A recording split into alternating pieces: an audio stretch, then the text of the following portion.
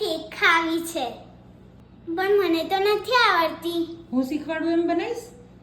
બહુ વાર લાગશે. ના, 10 જ મિનિટમાં બની જશે. ઓકે. બોલમાં 1 કપ મેંદો નાખ,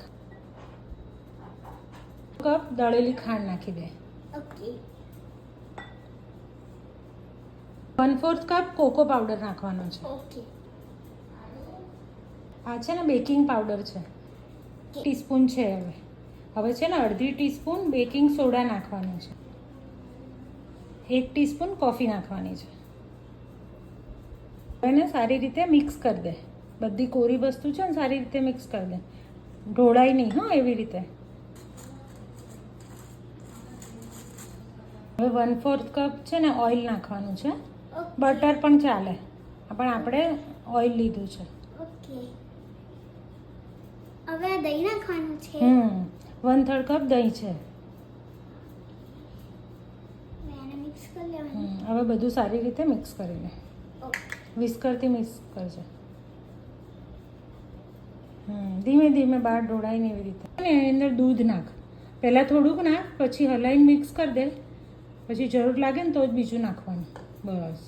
હવે બધું મિક્સ કર ધીમે ધીમે. લાઈ હું હલાવી આપું થોડી વાર. હવે છે ને થોડુંક દૂધની જરૂર પડશે.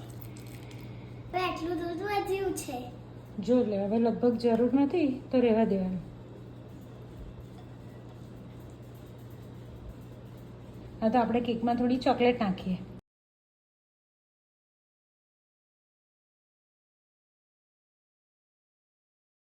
મેં ચોકલેટની સાથે વોલનટ નાખ્યા છે. તમે બદામ, જેમ્સ કે ઓરિયો બિસ્કિટના ટુકડા પણ નાખી શકો. તમારા બાળકોને જે પણ ભાવતું હોય તે તમે કેકમાં એડ કરી શકો છો. હવે આ બાઉલને માઇક્રોવેવમાં મૂકી અને 5 મિનિટ માટે માઇક્રોવેવ સેટ કરી લો. વચ્ચે એકવાર કેકને ચેક કરી લેવાની. વેકેશનમાં તમારા બાળકો પાસે આ કેક એકવાર જરૂર બનાવજો અને ભાવે તો મને ટેગ કરી અને કોમેન્ટ જરૂરથી કરજો. જો આવ્યું, કેવી બની છે? બહુ સોફ્ટ બની છે. આયુધી કેક પર ચોકલેટ સિરપ નાખીને ખાય છે. તમે આઈસ્ક્રીમ સાથે પણ આપી શકો. રેસીપી ગમે તો લાઈક, શેર, કમેન્ટ કરજો. Thank you.